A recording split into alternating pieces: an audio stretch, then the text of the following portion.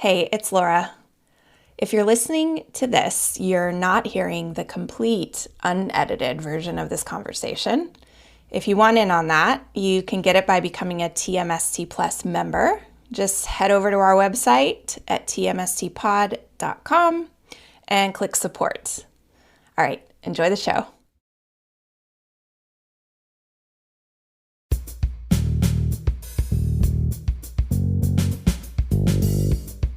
Hey, it's Laura.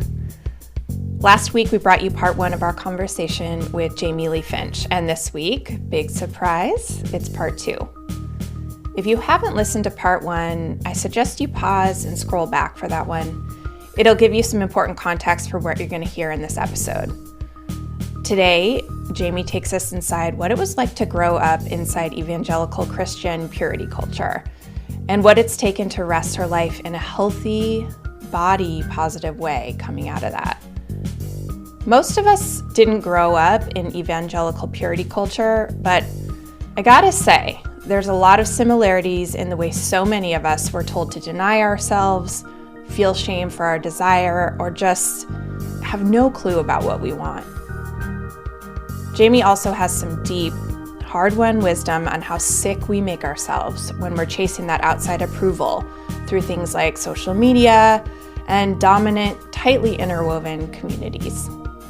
Her willingness to be open and direct about making mistakes in the public eye is so refreshing, and it's proof why she's someone you need to know. Ready? Let's go.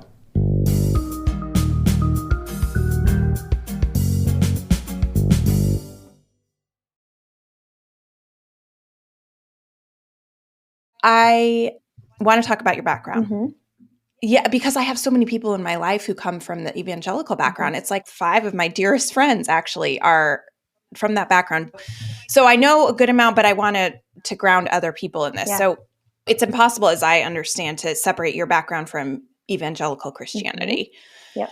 I want to get everyone on the same page about purity culture as you experienced it, because that seems like the foundation we could start from. Yes.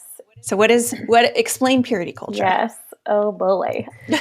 Well, purity culture, it's a very specific, I'd say it's its own ideology, but it also kind of exists as like an ideological subset of the larger ideology. Yes, my experience of it was within the larger ideology of evangelical Christianity, but you also see the trappings of purity culture show up in various other ideologies as well. Jessica Valenti's book, The Purity Myth, does a great job at just spelling out like, where do we see virginity culture, purity culture kind of across the board. When I first read that book years ago, I was expecting to read a book that was like telling my own individual experience back to me. And it was a much larger view than that. And I really appreciated that about it. Because my direct personal experience was, I do think it's what most people tend to think of when they think of purity culture. This very, the evangelical Christian, like predominantly white, evangelical Christian, where expression where there's this idea of like, don't have sex before marriage, don't have any sexual contact with yourself or anybody else, no sexual exploration of your own body or anyone else's body before you are in a implied lifelong monogamous heterosexual marriage. And it's that rigid, it's that specific. And so what I believe to be true about that idea is that it's incredibly inhumane, because you've got, and this is kind of the thing that purity culture tends to be known for, is like the adolescent experience of it. You have these like church youth group events that are planned exclusively around talking to teenagers about how it's their highest, holiest mandate to resist any of their sexual urges. Every unspoken prayer request in any prayer circle, whenever someone says, I have an unspoken, it's always like masturbation. It's always looking at porn. It's always something about sex. Like, it's a very shockingly kind of sex obsessed culture. And also the fact that, and this is kind of a joke that, a lot of ex-evangelical people, like when you say it, everyone knows it, the whole my smoking hot wife joke, where like every pastor will incessantly talk about how hot his wife is, and therefore, like, you know, kind of imply, Really? like, oh yeah, it's a whole thing. You got to have a hot wife if you're going to be like a famous, you know, a relatively famous, hip, cool evangelical pastor. Wow. And, you know, what's implied there is she's hot not just because she's visually hot. She's hot because she is perpetually available unto me. And so it's, again, very sex obsessed. They're really obsessed with saying, if you follow all of these rules, don't worry, there's this finish line of heterosexual lifelong monogamous marriage. And when you cross that finish line, it's just green pastures from here on out, which again is a very, I mean, I could go on for days about how that's also a very patriarchal way of looking at it, and obviously a very heterosexist way of looking at it, clearly. But a very patriarchal way of like, it's smooth sailing, it's green pastures, like everything's great from here on out. And what they're essentially implying is because your penis will have a vagina to be able to go into whenever you want. They're not actually talking about sex. They're talking about a very heteronormative, you know, masculine projection of what that means, what sex gets to mean.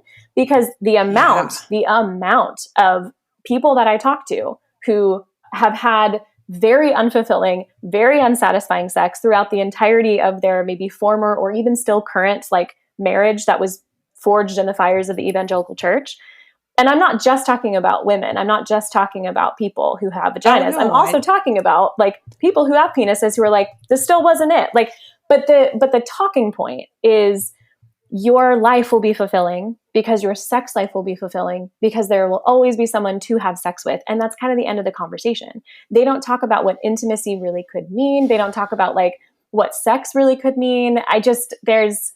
It's a really absurdly oversimplified way of talking about human sexuality while largely not talking about human sexuality at all. Because you're not getting any information about it when you are a teenager. You're just being told one day when you're in this marriage, you will start being able to have sex. You will have it. It will be great. The end. So all of these people get to that point and they have no information about their own physical bodies. They have no idea what arouses them personally. They've never explored anything with themselves or anyone else, or if they have so much shame because of doing so. And so they're in this, they've crossed that finish line. They're at the point where they were told, once you're here, everything's going to be amazing. And it's not. And it's really fucking confusing. This is such an obvious question, but I just want you to, to talk about it. I mean, obviously this plants this deep distrust in your own body. Yes. Let alone other bodies. Yes. I can't even imagine how you begin to explore other bodies. That's right. Was that your experience? I know the answer is yes, but maybe say more about that. And like, how did that start to wreak havoc inside of you? Maybe when and how? Like, how did it show up? Yes, it was definitely my experience. I was raised in that mentality, and inside of all of those talking points, I went to all those church camps and youth group events and things. I have started attempting to go through the artist's way because I've never successfully made it all the way through for probably obvious reasons.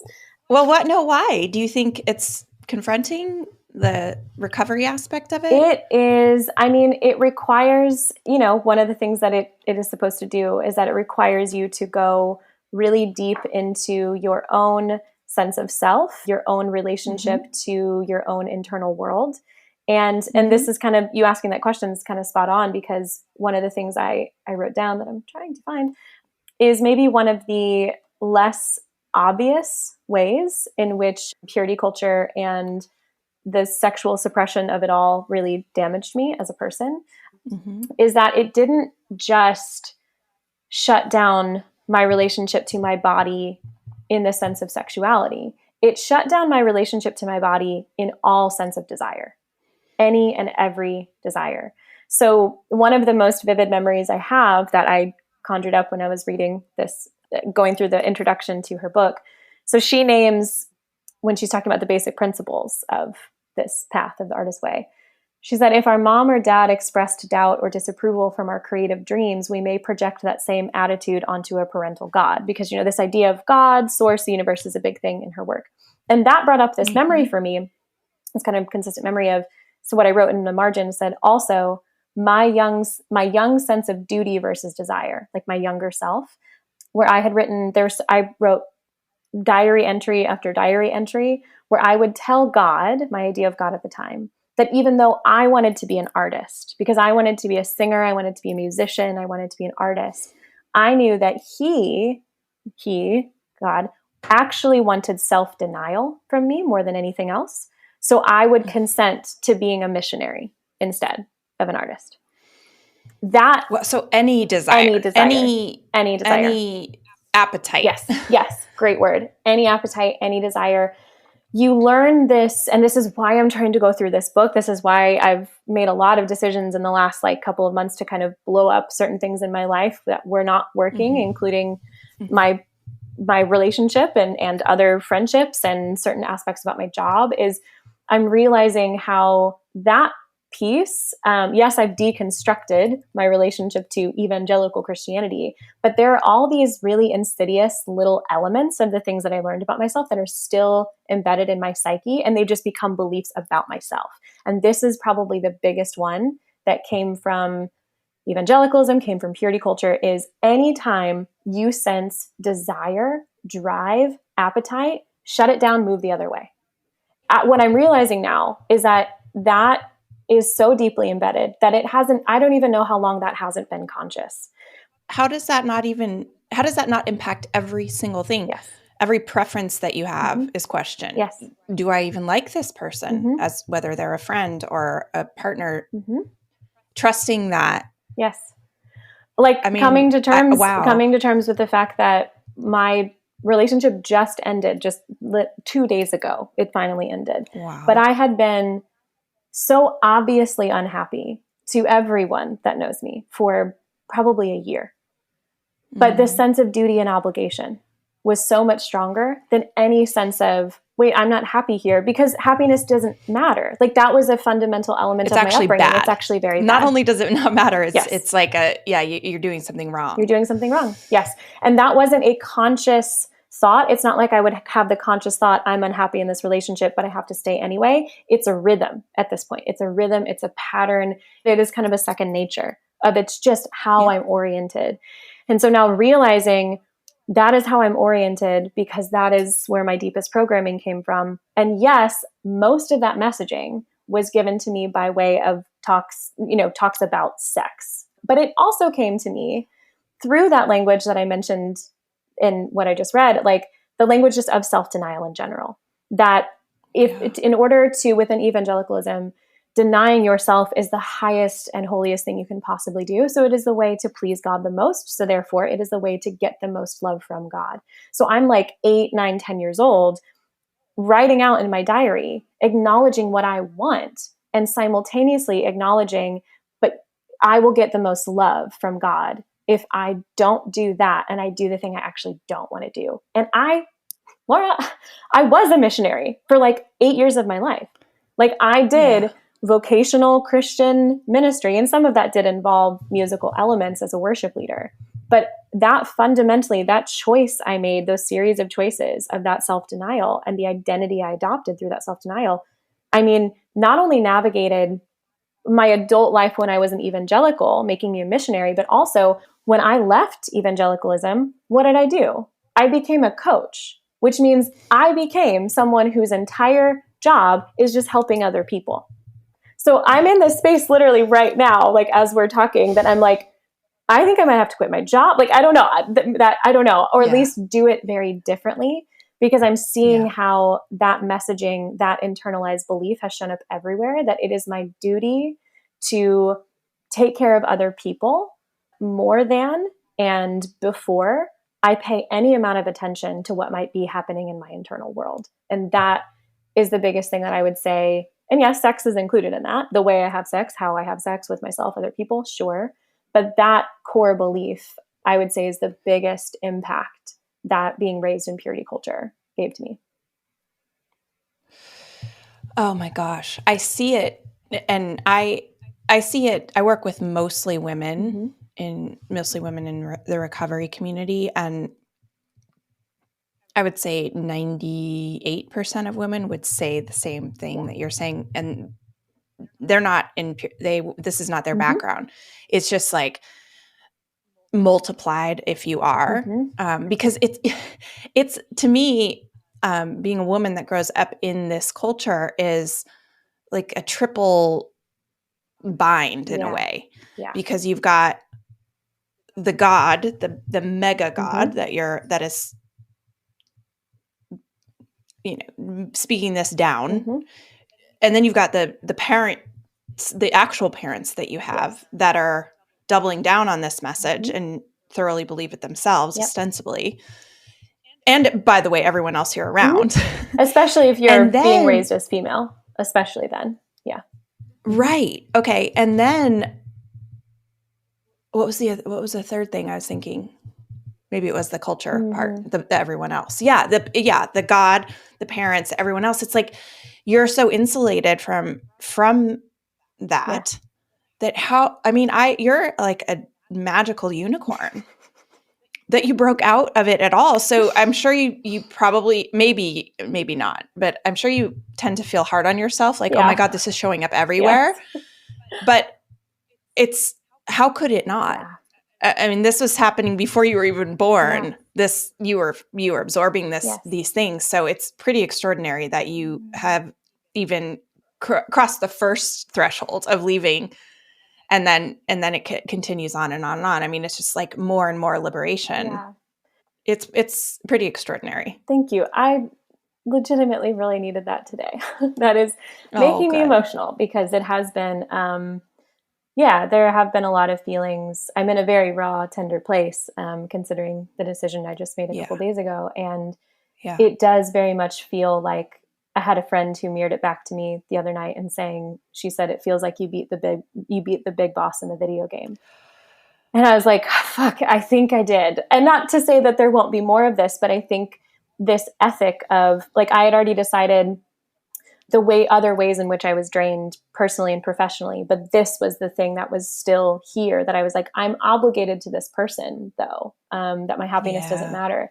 And to finally like pull the plug on that one for the first time in my life and be like, I gotta go because of me, I guess. It's like really, it's uncomfortable. And so, thank you for at the very saying least, that, because it feels really wrong right now. And because it feels so new and different. And so I have been really hard on myself and also very scared. There is a sense when I think, and this is something maybe it will be helpful for your listeners to hear someone say too, like when you start identifying and therefore shifting that ethic that you realize you've been living with, it naturally creates this sense of spaciousness. I have another friend that I'm very close to who is also an embodiment coach. I was on the phone with her last night. Unsurprisingly, she was like, what are you noticing in your body right now as we're talking? And I identified this feeling right in the kind of area of my solar plexus. So upper stomach, lower rib cage. And I was like, it's cavernous.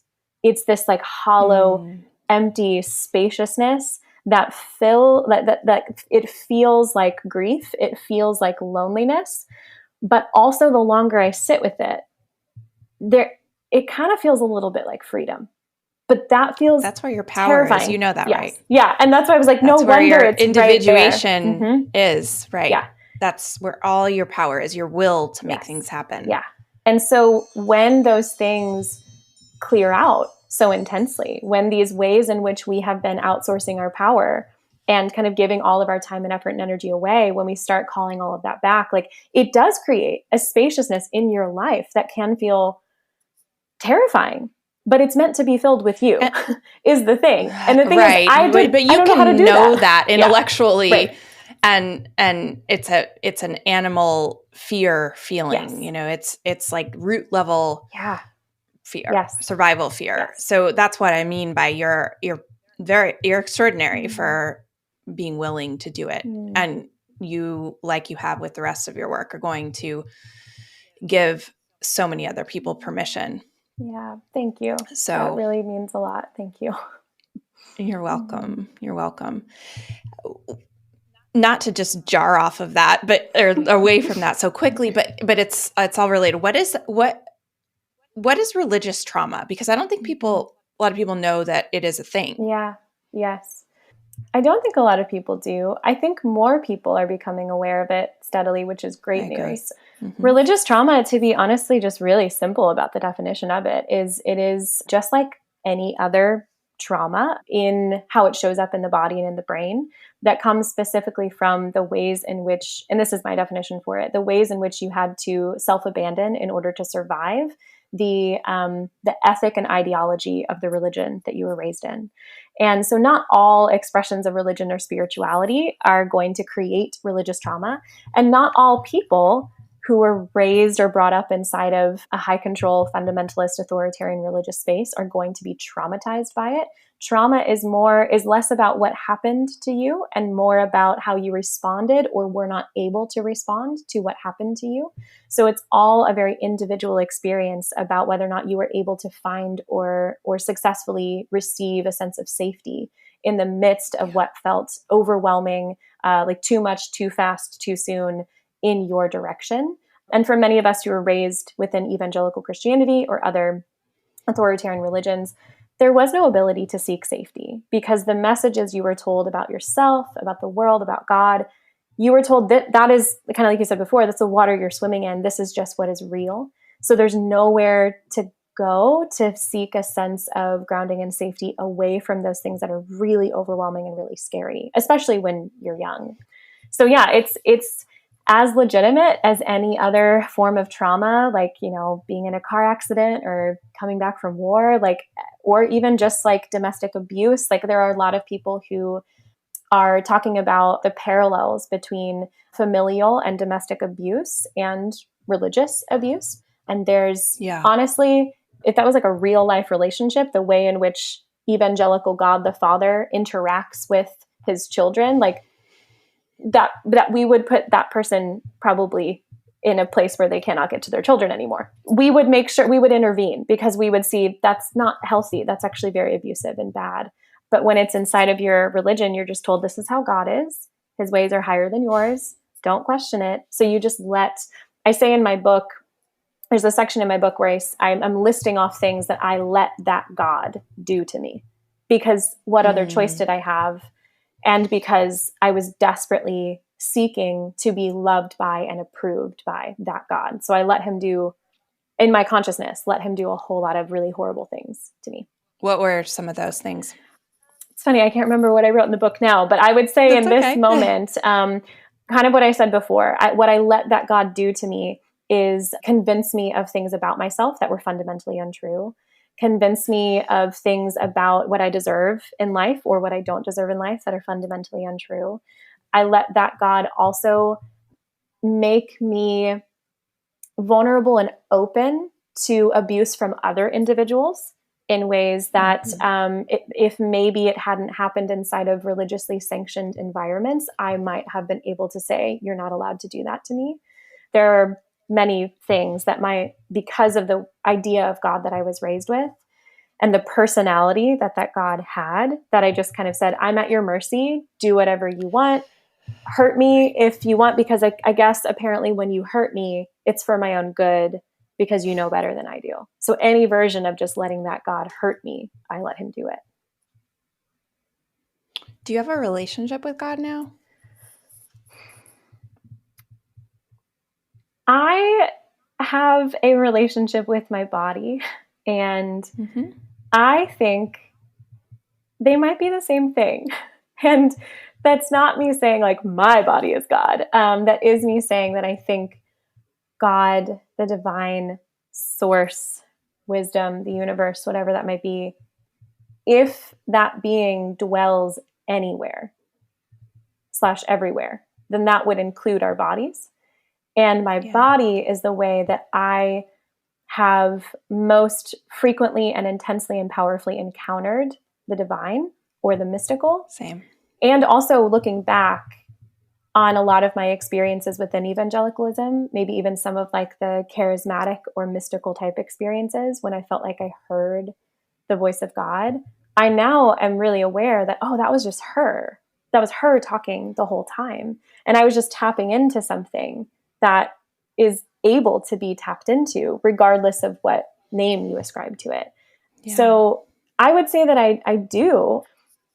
I don't really use the word God, not because I'm uncomfortable with it, just because that word just doesn't hold a whole lot of weight or power to me anymore.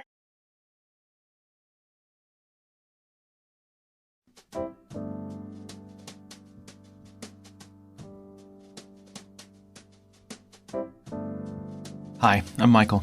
I'm the executive producer of Tell Me Something True, and I co-created the show with Laura. We built TMST and our online community with the hope of creating a sane spot on the internet. We're really passionate about the ad-free nature of this work. Our belief is that this project will work best if we're not hustling to keep advertisers happy, and we keep our attention on you, the TMST community.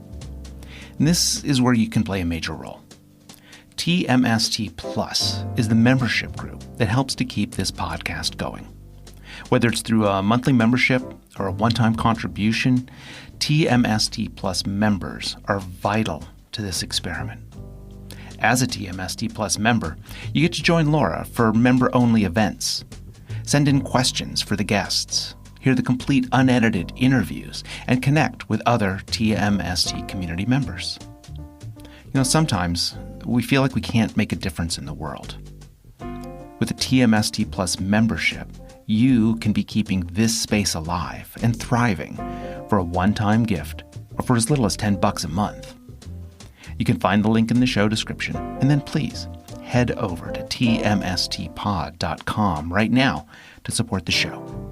And thanks.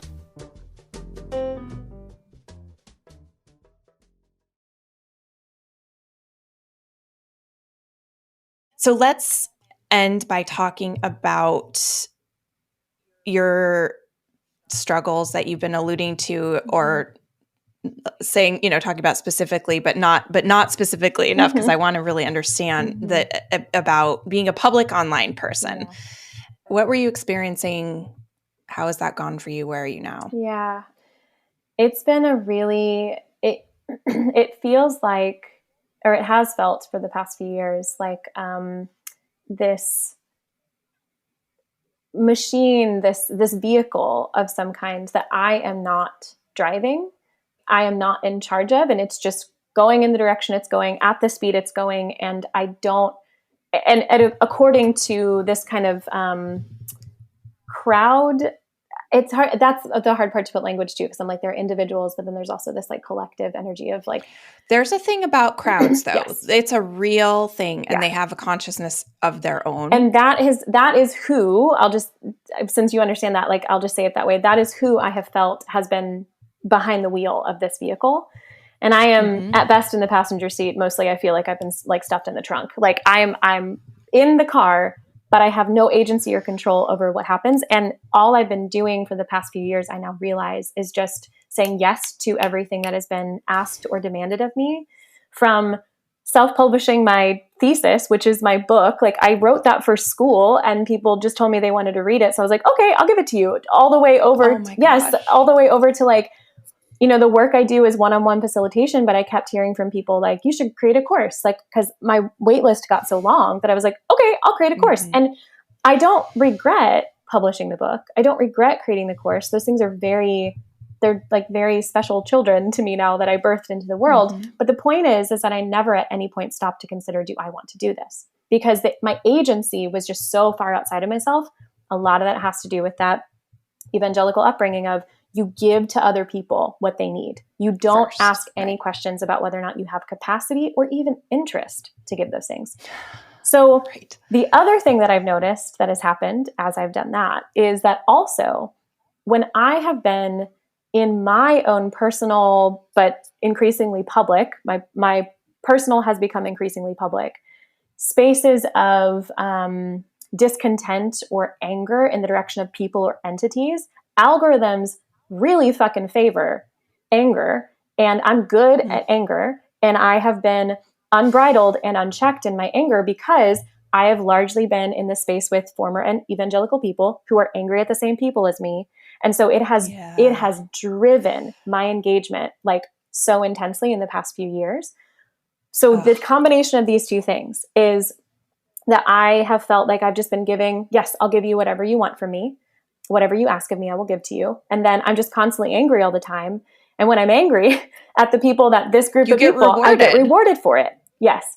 So probably unsurprisingly, I told someone recently that this thing that happened recently, this event that occurred on Instagram recently, I was like, when I really sit with it, I don't know if we're going to call it karma. I don't know what we should call it or could call it, but this was inevitable at some point, because this energy of, yes, I will do whatever, I'll be whoever you are demanding me to be, combined with let me be angry all the time and put this energy of like, cancellation or punishment. Well, I don't like the cancel stuff, but like punishment. Let me just work with this energy of punishment all the time. At some point, that was going to reach an unsustainable level that like snapped in half and then got me hurt. Like it was going to, and it did.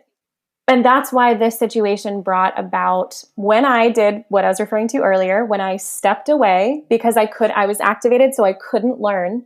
So that whole first week and some change after the initial thing happened, I was absolutely exclusively in a state of defensiveness and a state of, I have nothing to apologize for. I'm not going to apologize just because I can't learn. Sure.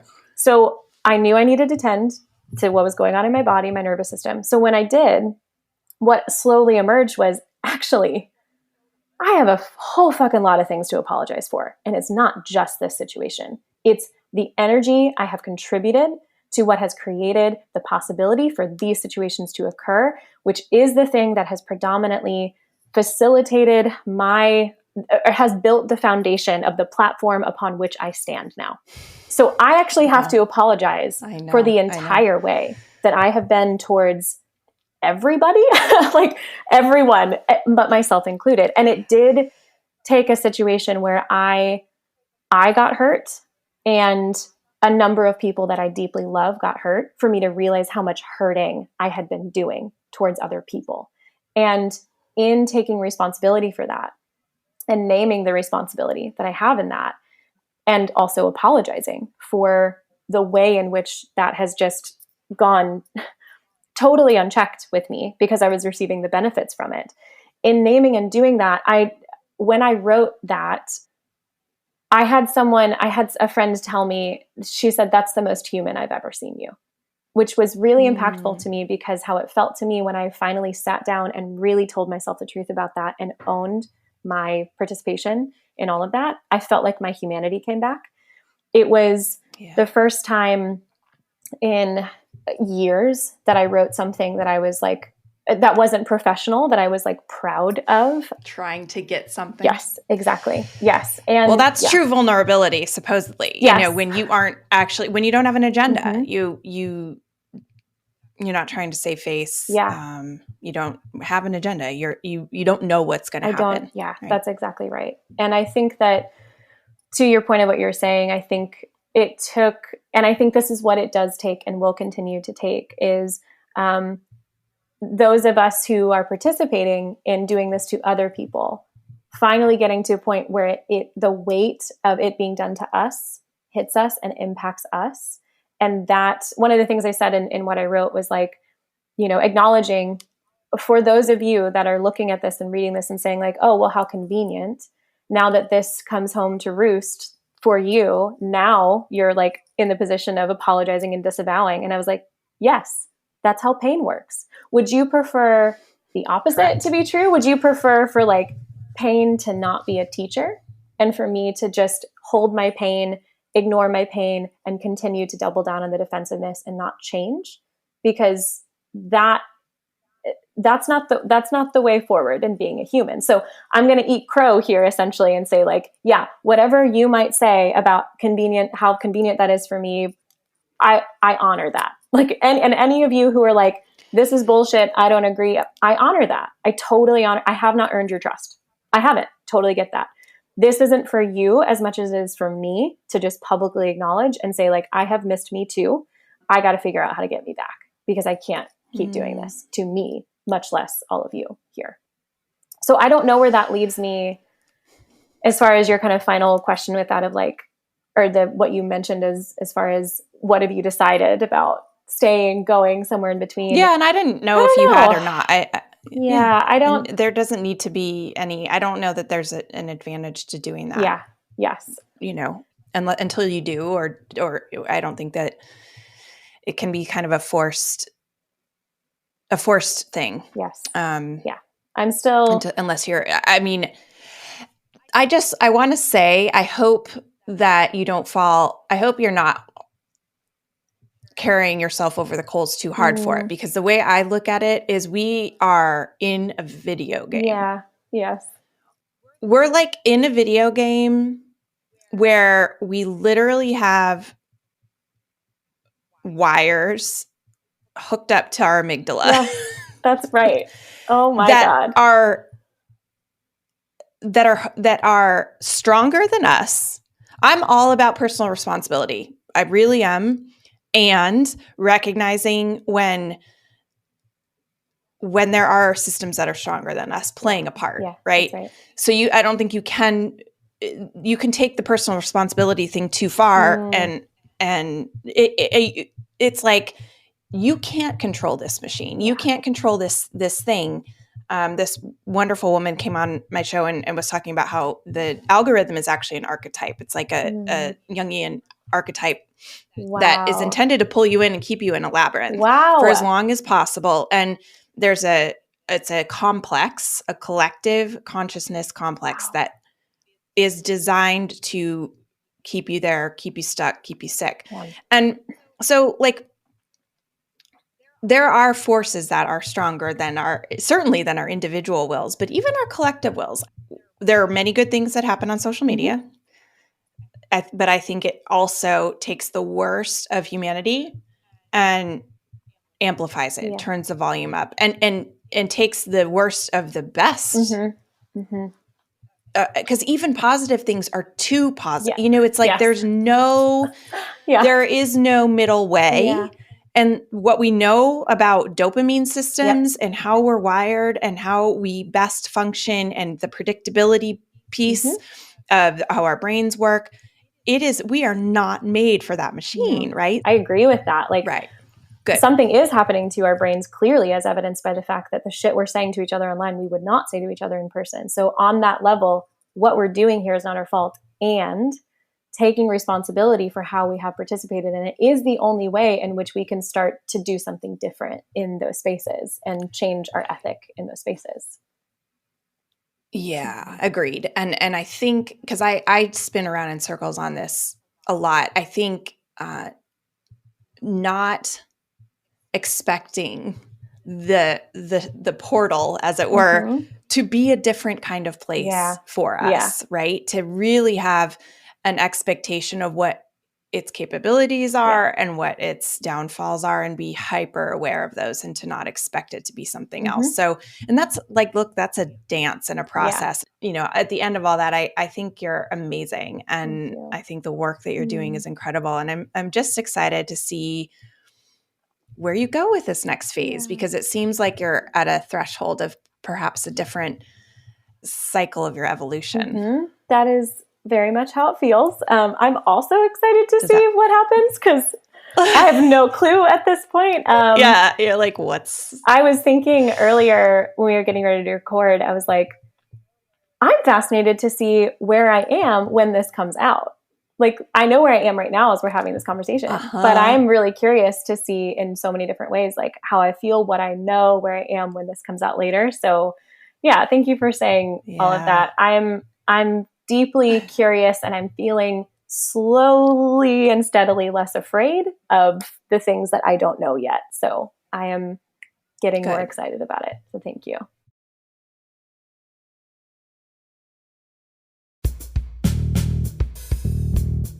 All right. Thank you so much for being with us today. If you want more TMST, head on over to tmstpod.com and become a member. Members get access to the full uncut versions of these conversations, previews of upcoming guests, invites to join me for members-only events, and access to our members-only community where I hang out a lot. We decided from the beginning to make this an independent project. We don't have sponsors and we don't run ads. This means that we can make the show all about you and not what our sponsors or advertisers want. But it also means we're 100% reliant on your support. So my request and my invitation is simple. Support the show by becoming a member, or you can simply make a one-time donation of as little as $5. I cannot stress this enough. You can make a huge difference for as little as $5. Please head over to tmstpod.com right now. Tell Me Something True is engineered and mixed by Paul Chufo. Michael Elsesser and I dreamed up this show, and we're looking forward to joining you online and next time on Tell Me Something True.